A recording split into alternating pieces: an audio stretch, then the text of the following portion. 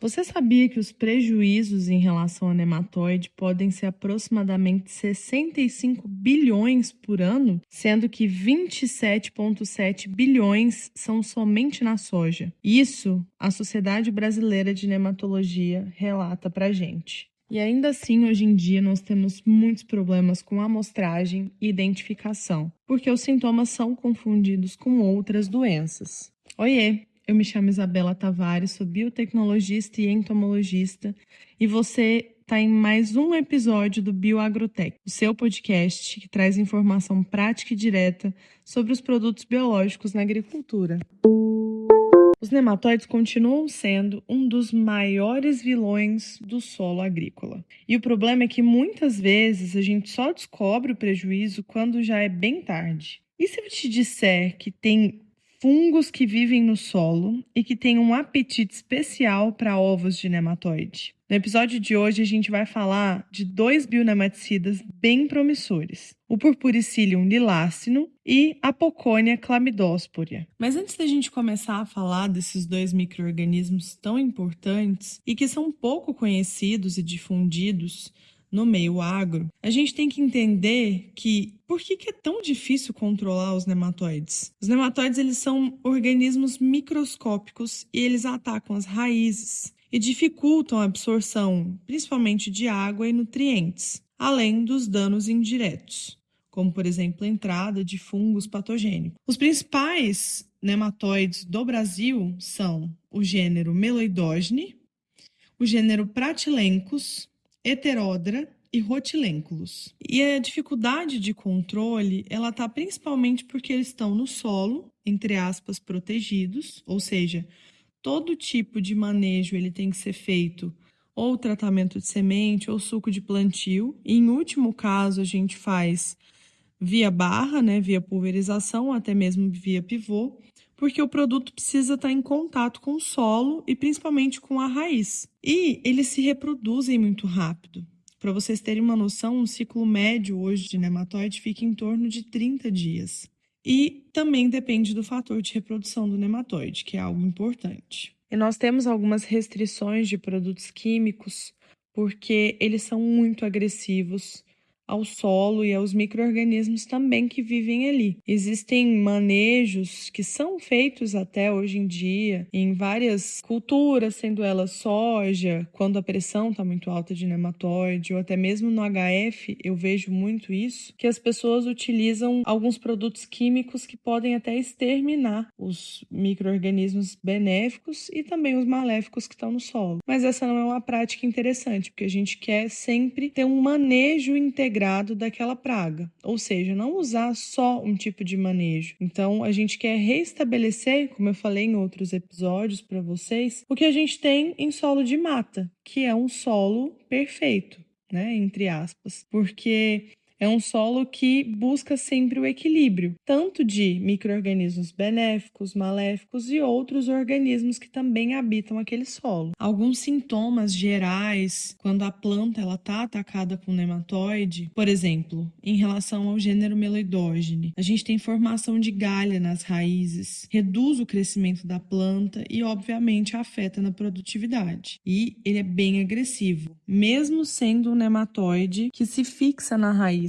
ele não transita pela raiz, o que já é o caso do gênero Pratylencos, que é o nematóide das lesões radiculares. Ele tem um grande problema, principalmente porque ele deixa uma porta de entrada para outros fungos patógenos, como por exemplo o Fusarium. Obviamente isso depende da cultura também que a gente está falando, tá bom? E o Heterodra é bem conhecido em algumas regiões do Brasil, principalmente ali Mato Grosso, e é o nematóide do cisto da soja. Existem relatos que o ovo de cisto pode ficar viável em até 8 anos no solo. Então, imaginem só. E outra questão é que a gente jamais vai erradicar os nematóides, tanto que, por exemplo, o Pratylencos, ele é nativo do Brasil, das gramíneas, das pastagens. Então, a gente tem que aprender a conviver com esses organismos que estão ali. E um bem conhecido do algodão, por exemplo, é o Rhotilenculus reniformes. Ele é conhecido por ter um formato de rim, por ser mais arredondado. Depois dá uma pesquisada no Google para vocês verem umas fotos. E da mesma forma, também reduz o crescimento de raiz,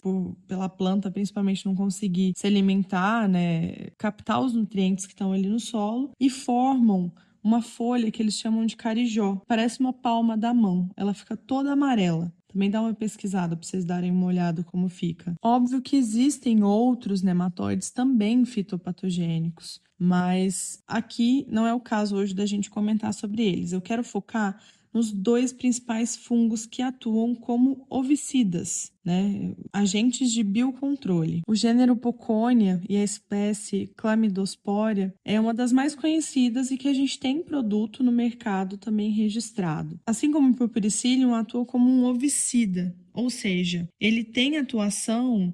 Ele quebra a parede celular do próprio ovo e entra para se alimentar. Mas ali no ovo já tem o início do desenvolvimento do juvenil 1. E é muito importante porque o juvenil 2 é o mais agressivo, que é o que sai do ovo e já quer se alimentar. Então, se a gente consegue um micro-organismo que tenha essa ação no ovo, é algo muito importante e que muitas vezes a gente esquece de pensar nesse tipo de manejo. A Poconia, ela também se associa às raízes e consegue colonizar a rizosfera. Lembra que eu comentei da rizosfera no segundo episódio, se eu não estou enganada? Depois vocês voltam lá para dar uma escutada. E fornece essa barreira biológica também na rizosfera. Elas impedem a eclosão dos ovos, principalmente por matar o juvenil 1 que está ali dentro, e diminuem a mobilidade, a penetração do nematóide, principalmente do juvenil, na raiz. E já o Purpuricillium lilacinum é um fungo saprófita, ou seja, ele pode ser encontrado naturalmente nos solos tropicais. E ele atua principalmente sobre os ovos e as fêmeas de nematóide. O mecanismo dele é basicamente o que eu comentei com vocês sobre a Poconia. Ele quebra a parede celular ou entra pelas aberturas mesmo do ovo e consegue se alimentar e também se alimentar do juvenil 1 que fica ali. E essas enzimas também são as proteases, a quitinase. Esse sufixo ase quer dizer quebra. Então, vai quebrar proteína, quebrar quitina, que é exatamente o que está na parede celular desse ovo de nematóide. A gente tem também uma diferença de formulação, de concentração, na verdade, do que está no mercado, porque hoje a gente consegue produzir o Purpuricillium com uma concentração um pouco maior, porque é um fungo não tão difícil de produzir.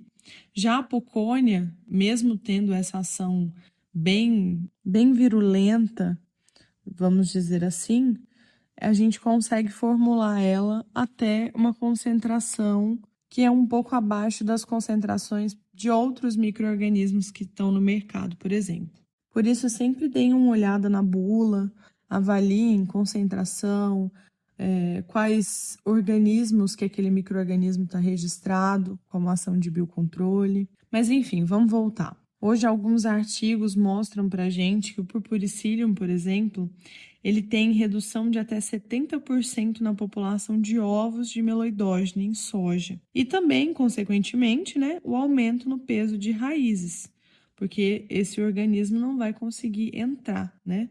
O nematóide não vai conseguir entrar nessa raiz. E a Poconia, ela demonstra, de acordo com as pesquisas, um efeito também preventivo bem importante nessas áreas infestadas cronicamente, ou seja, essas áreas de muitos anos, com uma pressão bem alta, né, de nematóide. E algo bem interessante dessas pesquisas também é que o uso associado desses bionematicidas com plantas de cobertura, como crotalária, milheto, ele potencializa o efeito desse ovicida. Bem interessante, né? É bem legal ver que alguns produtores eles já entenderam que essa rotação, esse manejo integrado, né, o controle cultural, ele é bem importante, porque o manejo ele deve ser durante todo o ano, todas as safras, porque a gente tem que tratar o solo. O solo é o bem mais precioso. Então, a gente precisa colocar Se a pressão, obviamente, for alta nessa área, dependendo do nematóide que a gente encontra na análise, é importante a gente avaliar e colocar, se o produtor planta milho e soja, colocar em ambas as culturas. Obviamente que no milho a gente sabe que não tem, né? A gente não vê, pelo menos em grande parte das áreas, um dano econômico, mas ainda assim na soja a gente precisa se prevenir. Então o manejo ele tem que ser feito o ano inteiro. E, obviamente, os resultados eles não são imediatos. É bom sempre fazer um monitoramento populacional por ciclo, observar também, em alguns locais do país, as pessoas já estão fazendo dessa forma, avaliar quais são as raças, porque existem raças, por exemplo, de galha, né, de meloidógene, que são mais agressivas que outras. Então, isso também é bem importante avaliar. E também não esquecer, né, além desse manejo, dessa rotação de cultura que é bem importante, pensar que, como eu falei no início, essa aplicação tem que ser o mais próximo da raiz possível. Tem que ser feita no solo. Então, sempre lembrar de fazer via suco, via drenche, no caso de café, tratamento de semente. No HF, por exemplo, na cenoura, é feito no micron. Então, sempre adequar a melhor forma para a cultura que está sendo visada. Eu já estou falando a dica da semana, né? Porque são várias dicas. E só lembrando vocês que os nematicidas químicos que a gente tem no mercado, eles geralmente têm uma vida útil no solo de praticamente 30 dias, que seria um ciclo de nematóide. No segundo ciclo, teria que ser feita uma reaplicação. Então, os biológicos também entram como uma forma de proteger esse solo por mais tempo, porque eles conseguem se multiplicar e ficar ali ajudando, né, a manter esse solo mais saudável possível.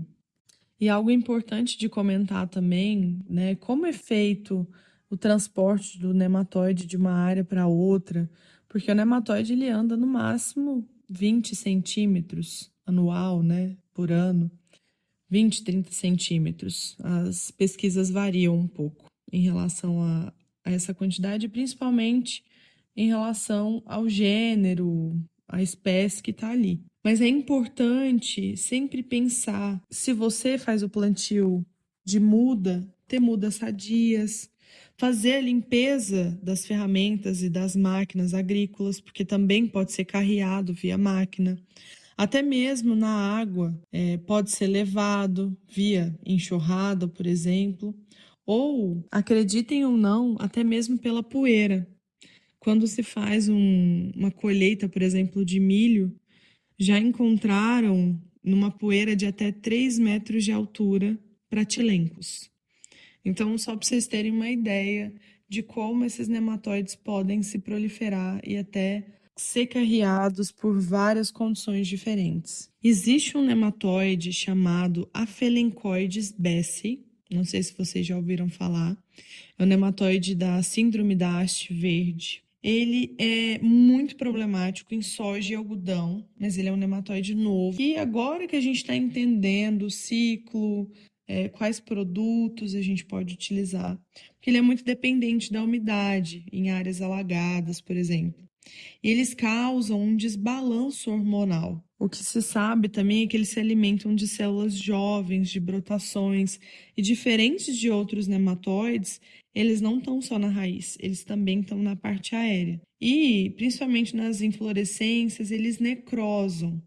Então, a planta de soja, por exemplo, não consegue ter uma produtividade, produzir seus descendentes, né? E o Purpuricillium também, já algumas pesquisas mostram que ele tem uma ação muito boa, junto também à rotação de cultura, mas o tratamento de semente, tanto semente de algodão quanto de soja, para reduzir a pressão desse nematóide.